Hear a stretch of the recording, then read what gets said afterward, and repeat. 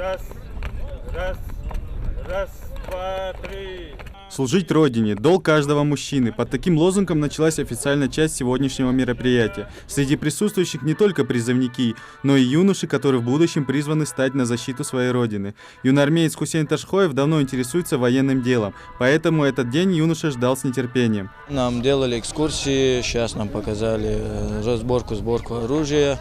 Много видов разного оружия нам показали. Сейчас мы рассматриваем бронетехнику. И думаю, такие мероприятия нужно почаще проводить. Я планирую стать в будущем, если стану, то военным врачом, на такую тематику. Среди собравшихся не только призывники и юноармейцы, но также курсанты кадетского корпуса. Кадеты с самого детства приобщены к армейскому быту, и многое здесь им знакомо. Ахмед Юнусов с ранних лет твердо решил стать солдатом и в будущем планирует продолжить учебу в этом направлении. Дальше по военной части это только плюс будет человеку, по моему мнению. Каждый мужчина должен служить Отечеству, должен отдавать долг своей родине. На мероприятии также присутствует и глава республики Юнусбек Евкуров. Руководитель региона поделился с призывниками своим военным опытом, а также призвал молодежь ответственно подходить к воинской службе.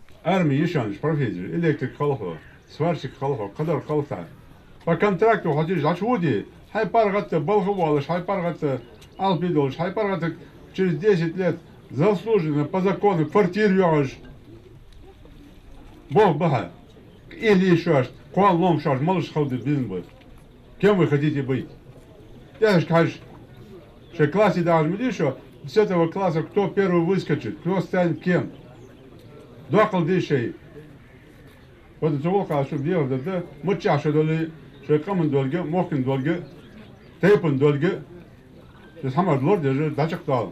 После напутственной речи главы субъекта призывники отправились на экскурсии по воинской части. Такие мероприятия призваны ознакомить будущих солдат с жизнью и укладом военнослужащих. Данная завеса обеспечивает замаскированное передвижение к позиции противника. Также БТР-80 имеет двигатель КАМАЗ.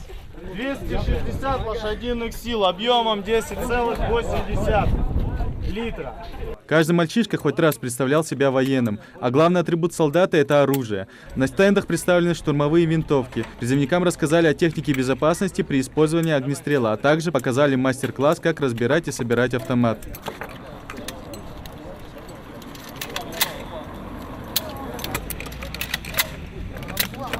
В рамках весеннего призыва подобные экскурсии проводятся не только в нашей республике, но и по всей стране. Сегодня мы собрали не только призывников, мы собрали учащихся 9, 10, 11 классов. Помимо этого здесь есть и юноармейцы, есть и кадеты. Изначально у нас идея, чтобы дать этому мероприятию военно-патриотическое воспитание. С каждым годом желающих служить в армии становится все больше. Это лишний раз доказывает, что наша Родина под надежной защитой. Идрис Ижиев, Магомед Даскиев, Новости 24.